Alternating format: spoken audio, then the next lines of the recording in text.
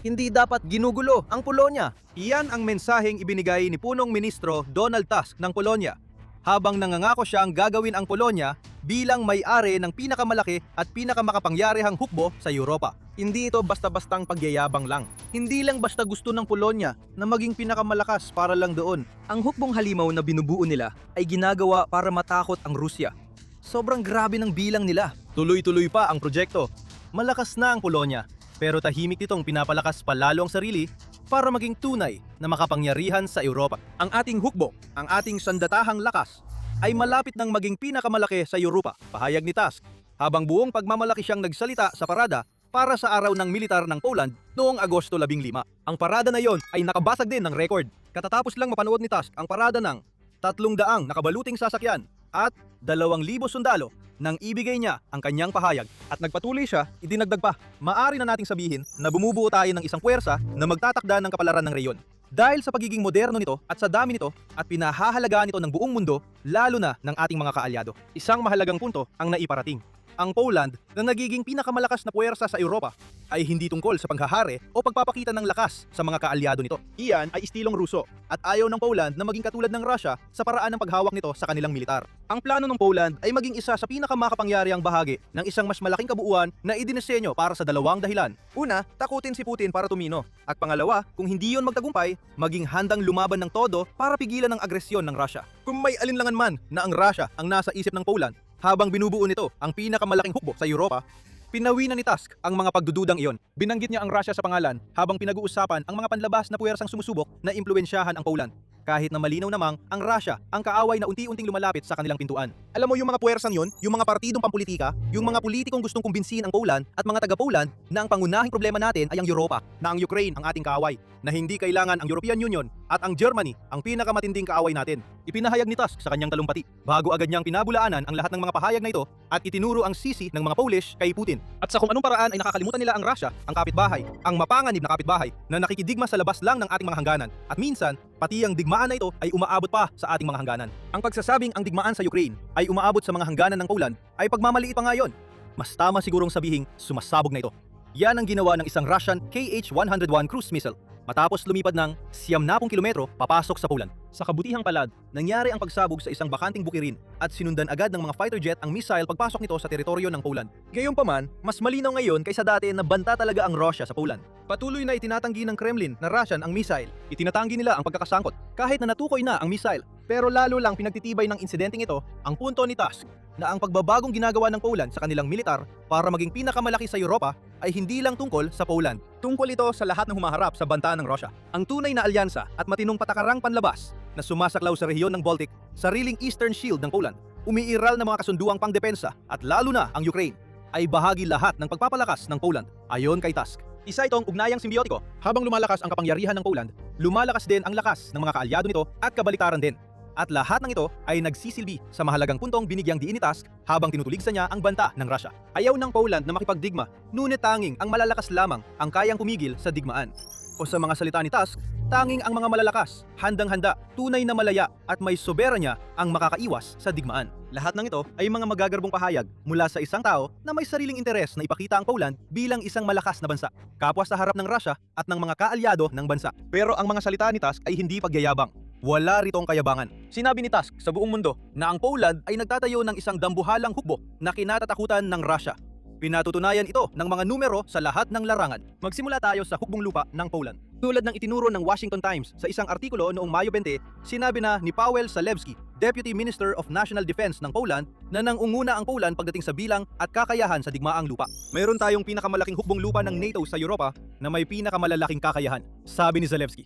At idinagdag pa niya, kumukuha kami ng mga aral mula sa Ukraine. Ipinapakita nito na ang isang bansang nasa digmaan ay dapat may napakaikling supply chain, kaya't namumuhunan din kami sa kakayahang ito. Ang lakas tao lamang ay isang malaking salik para sa Poland. Sa isang artikulo noong Agosto 17, Ibinunyag ng defense post na ang sandatahang lakas ng Poland ay mayroon ng 220,000 aktibong tauhan sa kauna-unahang pagkakataon matapos ang isang recruitment drive na nagdagdag ng 5,000 pang sundalo simula noong umpisa ng 2026. 156,000 sa mga sundalong iyon ay mga profesional sa hukbong sandatahan ng Polonya. Isa pang 4,000 ay nagsisilbi sa puwersang depensang teritorial ng bansa. At ang natitira ay nakatalaga ayon sa tinatawag ng outlet na iba pang mga kaayusan sa aktibong serbisyo. At ito pa lamang ang simula ng paglago ng lakas tao sa Poland. Layunin ng Poland na magkaroon ng 300,000 aktibong tauhan ng militar pagsapit ng 2035 na kumakatawan sa 3 ulit na paglaki ng puwersang may 79,000 sundalo noong 2014. Pagsapit ng 2039, layunin ng Poland na magkaroon ng hukbong may 500,000 katao na hahati sa 250,000 operasyonal na tropa, 50,000 teritorial na sundalo at 200,000 katao na nagsisilbi sa reserba at handang tawagin kapag kinakailangan. Malaking puhunan ang kakailanganin para maitayo ang lahat ng ito at ginagastos ng Poland ang pera, gaya ng malalaman mo. Pero ang pinakamalaking puwersa ng hukbong lupa sa Europa ay hindi lang tungkol sa mga sundalo, kundi pati na rin sa kagamitan. Layunin ng Poland na magkaroon ng mas maraming tangke ng labanan pagsapit ng 2030 kaysa sa pinagsamang puwersa ng France, Italy, Germany at UK. Napirmahan na ang mga kontrata para sa marami sa mga tangkeng ito, kabilang ang order ng 250 misa 2 Abrams tanks mula sa US na nagkakahalaga ng $4.7 bilyong para sa Poland noong Hulyo 2021. Hindi ito basta-bastang mga tangke. Isa ang mga ito sa pinaka-advanced na pangunahing tangke ng labanan sa mundo at napatunayan na nilang epektibo laban sa Russia sa Ukraine. Bumili rin ang Poland ng mga nirepurbis na tangke, kabilang ang 116 misa 1 Abrams sa isang kasunduang nagkakahalaga ng $1.4 bilyong noong Enero 2023. Pinagsama-sama, pinalitan ng mga tangke ito ang humigit kumulang 240 na modelo mula sa panahon ng Soviet na ibinigay ng Poland sa Ukraine upang labanan si Putin. Idagdag pa rito ang isang malaking plano na bumili ng hanggang 1,000 K2 Black Panther na mga tangke mula sa South Korea na nagsisimula sa isang paunang order na nagkakahalaga ng $3.4 bilyong para sa 180 tangke at makakakuha ka ng isang mabagsik na puwersa ng tangke na idinisenyo upang kontrahin ang paboritong paraan ng digmaan ng Russia, isang labanan, paraan ng pagganti ng dahas sa dahas, laban sa bansang Russia na mas pinipili ang labanan sa lupa. Ngunit naubos na nila ang halos 12,300 tangke sa Ukraine at gumagamit na ng mga luma at bulok na modelo mula pa noong panahon ng Soviet. Sa usapin ng pakipaglaban sa Russia, gamit ang sarili nitong estilo, nangunguna rin ang Poland sa buong Europa pagdating sa artilyerya. Mahilig ang Russia sa artilyerya. Bago pa napilitan ang Russia na tanggapin, naging napakahalaga na ng mga drone sa Ukraine, ang buong estratehiya ng Russia ay nakasentro sa artilyerya. Itong tinatawag ng Business Insider na Diyos ng digmaan ng Russia ay siya lang dahilan kung bakit nagawa ng Russia na umabante ng ganito kalayo sa Ukraine. Dahil sa sistematikong paraan nito ng paglapit sa saklaw ng artilyerya, pagbubumba sa mga kuta at pagkatapos ay sumusulong. Ito ang naging gulugod ng buong estratehiya ng bansa sa unang ilang taon ng digmaan. Nakita ng Polonya ang hilig ng Rusya at napagtanto na epektibo muli ang taktikang gantihan ng putok. Gumastos ito ng humigit kumulang $5 bilyong para bumili ng mahigit 360 K-SHAM howitzers mula sa Timog Korea at simula pa lang ito ng Polonya sa pagkuha ng mas maraming artillerya hanggang kaya nito para labanan ang Rusya. Gumagawa rin ang Polonya ng sarili nitong sistema ng artillerya, ang AHS Crab, na tila ginagawa sa bilis ng mga 50 unit kada taon na may kakayahang dagdagan pa. Pero ito ay puro tube artillery lang. Kailangan din ng Polonya ng multiple launch rocket systems. Kaya't kumukuha rin sila ng mga ganitong klase ng sistema. Noong 2023, tumanggap ang Polonya ng 20 US-made HIMARS systems sa ilalim ng kontratang nagkakahalaga ng $414 na milyong na nilagaan 5 taon na ang nakalipas. Muli, ito ay mga kagamitang subok na sa labanan sa Ukraine na alam ng Polonya na magiging epektibo laban sa Russia. Darating pa ang mas maraming HIMARS, 486 lahat ayon sa isang framework deal na nagkakahalaga ng humigit kumulang $10 bilyong na nilagaan ng Polonya at US noong Setyembre 2023. Kung ang paraan ng pakikidigma ng Russia ay kinabibilangan ng marahas at matinding kampanya sa lupa, handa ang Polonya para dito. Magdadala ito ng mga sundalo, tangke at artilyerya na wala ang marami sa mga kaalyado nito sa NATO. At simula pa lang yan, mas lalo pang lumalaki ang mga bilang mula rito. Pero bago tayo lumalim, paalala lang na pinapanood mo ang Military Show. Kung may natututunan ka mula sa channel na ito, huwag kalimutang mag-subscribe at i-enable ang notifications para makakita pa ng iba. Kasing halaga ng opensa sa Poland ang depensa at may 2 larangan na pinupuhunanan ng Poland para palakasin pa ang pinakamalaking ground force na meron ng Europa, ang air defense at ang Eastern Shield. Sa larangan ng air defense, nag-iipon ng Poland ng mga Patriot missile interceptor na eksaktong kailangan nila para harapin ang banta ng mga balistikong misil ng Russia. Noong 2018, nilihan ng Poland ang Wisla program na sa madaling salita ay tumutukoy sa pagbili ng 2 Patriot missile batteries kasama ang maraming mga missile. Gumastos ang Poland ng $4.75 bilyong para makuha ang Patriot hardware na ito. Ang dalawang battery ay katumbas ng 4 na fire unit, 16 na launcher at ayon sa partikular na kasunduang ito, 208 PAC-3 Patriot missile. At ito ay unang yugto pa lamang ng programa. Sa ikalawang yugto, gagastos ang Poland ng panibagong $15 bilyong para sa 6 na Patriot batteries na nangangahulugan ng 48 launcher at panibagong 4 na PAC-3 missile interceptor. Makakakuha rin ang Poland ng Ghost Eye radar bilang bahagi ng ikalawang yugto na ito na nagpapahusay sa kakayahan ng Patriot sa pagtukoy at pagsubaybay. Kung nagtataka ka kung paano agad nakatugon ang Poland sa misil ng Russia na pumasok sa teritoryo nito nung huling bahagi ng Hulyo, maaaring ang radar na ito ang sagot. Malaki rin ang pamumuhunan ng Poland sa loob ng bansa at sa mga drone upang lalo pang mapalakas ang kanilang air defense. Noong Oktubre 2025, naglaan ng Poland ng mahigit $700 milyong para palawakin ang kapasidad sa produksyon ng 4 nitong pangunahing tagagawa ng air defense na nagsani puwersa upang bumuo ng NARU air defense systems at mga radar na kasama nito. Ang NARU ay nagbibigay sa Poland ng mga opsyong pangmaikli at pangkatamtamang saklaw upang harapin ang mga eroplano, missile at drone na nagsisilbing katuwang ng mas malayo ang Patriot. Noong Enero 2026, gumastos din ang Poland ng $1.67 bilyong para sa isang kontrata sa kumpanyang pandepensa ng Norway na Kongsberg Roysing para sa mga sistemang pandepensa laban sa misil sa baybayin. Muli, ito ay isang halimbawa ng Poland na nakikita ang ginagawa ng Russia at tumutugon dito. Sa pagkakataong ito, imbes na gumanti sa kaparehong paraan, nakita ng Poland ang pag-asa ng Russia sa dagsa ng mga misil at drone sa Ukraine. Kaya bumubuo ito ng sarili nito ng patong-patong na depensang panghimpapawid para kontrahin ang ganung paraan. At narito pa ang isa pang aspeto ng depensa ng Poland, ang Eastern Shield. Ang shield na ito ay nakatuon sa pagbabantay sa mga hangganan na pinaghatian ng Poland at ng mga estadong Baltic kasamang Belarus, Russia at ang Russian exclave ng Kaliningrad. At ang partikular na aspetong ito ng pagpapalakas ng militar ng Poland ay kasalukuyang ginagawa pa lamang. May 700 kilometro ng hangganan ang Poland kasama ang Russia o mga kaalyado ng Russia na kailangan nitong palakasin. Sa pagtatapos ng 2026, balak nitong maprotektahan ang humigit kumulang 200 kilometro ng hangganan na yon gamit ang kombinasyon ng mga fortifikasyong magkakalinya. Tinatawag ni Colonel Marek Pietrap ng sandatahang lakas ng Poland ng mga infrastrukturang pangharang sa hangganan at mga pansarang harang para sa mga kalsada at tawiran ng tren na pipigil sa mga puwersa ng Russia na magamit ang mga ito. Bumibili rin ang mga autoridad ng Poland ng lupa ng mabilis upang maisakatuparan ang mga depensa sa hangganan na ito. Nakabili na sila ng 38 ari-arian noong 2025 na may planong bumili pa ng isa pang 100 at 50 ari-arian sa 52 lokasyon sa 2026. Naglalagay din ng mga anti-drone na fortifikasyon kasabay ng mga bakod at mga rolyo ng barbed wire. Mga machine gun, kanyon at jamming system para labanan ang mga misil at drone ay nabanggit na lahat. Ayon sa isang artikulo ng The Guardian noong Disyembre 2025, idagdag mo pa ang mga bunker, trench, anti-tank barrier at mga command center na pinapagana ng AI at makakakuha ka ng isang napakalaking proyekto sa hangganan. Ang inaasahang petsa ng pagtatapos ay 2028. Ang kabuuang tinatayang gastos para sa Poland ay $2.55 bilyong. Ang nakikita natin dito ay dalawang bagay. Una, ang Poland ay nagtatayo ng isang malawak na ekosistemang militar na umaabot lampas pa sa kanilang mga hangganan. Pangalawa, pinatutunayan ng Poland ang mga sinasabi ni Tusk sa pamamagitan ng malalaking pangako sa paggasta. Hindi mo makakamit ang pinakamalaking hukbo sa Europa kung hindi ka maglalaan ng bilyon-bilyong dolyar para buuin ang hukbong iyon. At hindi mo rin mapapalakas ang hukbong iyon pagdating sa kagamitan at kakayahan kung hindi ka magtatayo ng matibay na ekosistemang pangdepensa. Dalawang aspeto ito ng iisang layunin na gustong ipamuhan ng Poland kay Putin. Pagdating sa ekosistema, nakita mo ng mga halimbawa kung paano ito lumalago.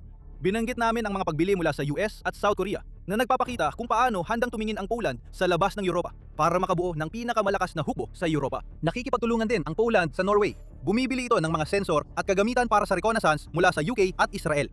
Marami pang iba bukod sa mga nabanggit na namin. 36 na FA-50PL na eroplano mula South Korea, nilagyan ng Phantom Strike radar at kayang magpaputok ng mga AIM-120 AMRAAM na gawa sa US. Isang Memorandum of Understanding na nilagdaan kasamang Sweden noong 2025 ang magpapaintulot sa dalawang bansa na magtulungan upang makakuha ng mga A-26 na submarine na magagamit ng Poland sa Baltic Sea at sa iba pang lugar. Paulit-ulit nating nakikita ang Poland na bumubuo ng ugnayan, bumibili ng mga armas at nagtatayo ng militar na dinisenyo para labanan ang lahat ng maaaring gawin ng Russia laban dito. So nakalipas na 5 taon, ang Poland ang naging pinakamalaking importer ng armas ng NATO.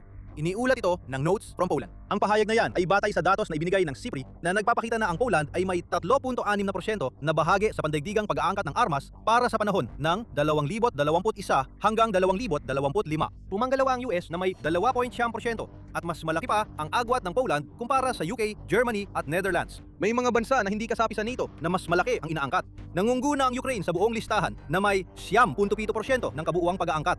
Pero ang Ukraine lang din ang may hukbong sandatahan na talagang kayang tapatan ang Poland bilang pinakamalakas sa Europa. At sa kasamaang palad, hindi ito kasapi ng NATO o ng European Union, hindi tulad ng Poland. Ipinapakita ng muling pagtutok ng Poland sa pagpapalakas ng kanilang militar, ang dami ng armas na inangkat nila sa panahong sinuri ng SIPRI ay 852% na mas mataas kumpara sa dami noong nakaraang 5 taon. Iyan ang ikalima sa pinakamalaking pagtaas sa mga bansa na nag-aangkat ng armas kapag ikinumpara ang dalawang panahong ito, kung saan tanging Alemanya, Hungary, Belgium at muli Ukraine lamang ang mas mataas ang porsyento ng pantaas ng pag-aangkat ng armas kaysa sa Poland. Ang punto namin, bumibili talaga ng maraming armas ang Poland.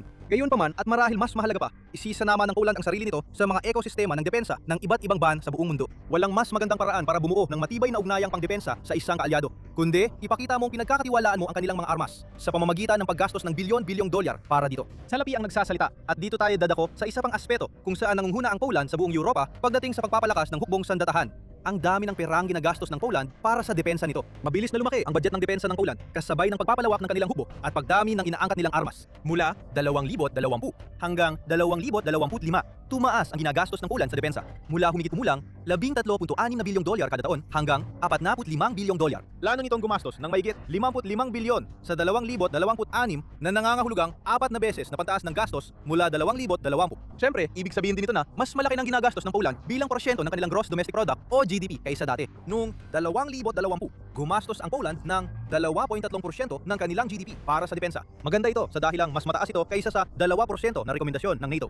Pero hindi naman kamangha-mangha. Noong 2025, umakyat na sa 4.3% ng GDP ang porsyento matapos ang ilang taon ng pagtaas ng budget na pinabilis ng pagsisimula ng pananakop sa Ukraine. Naghahanda rin ang Poland para sa mga susunod na gastusin.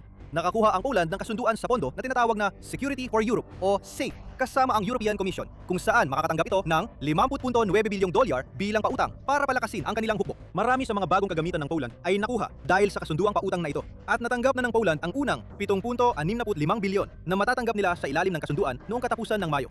May paparating pang dagdag na pondo. Ibig sabihin, mas lalo pang lalago ang militar ng Poland. Nabanggit namin kanina na pinatutunayan ng Poland sa paggastos nito ang mga sinabi ni Tusk, at ito ang ibig naming sabihin. Sa lahat ng bansang Europeo na miyembro ng NATO, ang Poland ang pinakamalaking gumagastos. At bawat numero, estadistika, at pagbili na nabanggit namin sa video na ito ay resulta ng paggastos na yon. Ang nakikita natin sa lahat ng ito ay hindi lang basta pagpapalakas ng militar. Isa itong pagbabago ng kultura sa isang bansa na dati nang naipit sa likod ng Iron Curtain at ayaw nang muling mapasailalim sa kontrol ng Russia. At ang perpektong halimbawa ng pagkalat ng pagbabago ng kulturang ito, lampas sa militar at papunta sa buong lipunang Polish, ay makikita sa malawak na civil defense program na inilunsad ng Poland kasabay ng pagpapalakas ng kanilang militar. Noong Hunyo, iniulat ng France 24 na naglunsad ang Poland ng malalaking kurso para sa mga sibilyan na layuning turuan ang mga karaniwang tao ng mga survival skills na magagamit nila sa panahon ng krisis. Ang una sa mga programang ito ay inilunsad noong Nobyembre 2025, at dito ay ipinahayag ni Władysław Kosiniak-Kamysz, ministro ng Pambansang Depensa ng Poland, ang kanyang pag-asa na 400,000 Polako ang makakatapos ng kurso bago matapos ang 2026. Walang itinakdang saklaw ng edad. Lahat mula sa mga kabataan hanggang sa mga nakatatanda ay maaaring sumali. At ang programang ito ay nagsisilbi sa layunin ng Poland na paunlarin ang pinakamalaki at pinakamalakas na hukbo sa Europa sa ibang paraan. Imihahanda nito ang mga mamamayang Polish sa psikolohikal na paraan para sa isang digmaan na umaasa ang Poland na hindi mangyayari. Ngunit magiging handa silang lumaban kung sakaling mangyari ito. Iyan ay sumasalamin sa mga sinabi ni Tusk na ibinahagi natin sa simula ng video. Ginawa ng Poland ang sarili nitong isang makapangyarihang puwersa sa Europa dahil kinakailangan nito. Walang paraan para maiwasan ang digmaan kung hindi ka sapat na malakas para ipakita sa kalaban na kaya mong lumaban.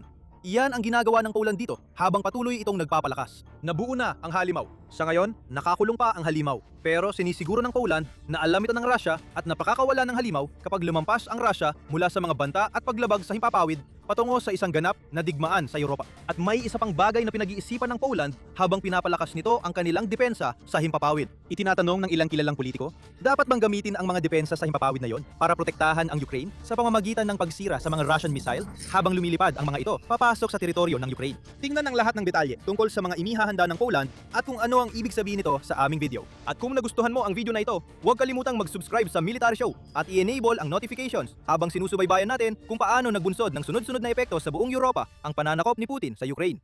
At salamat sa panonood!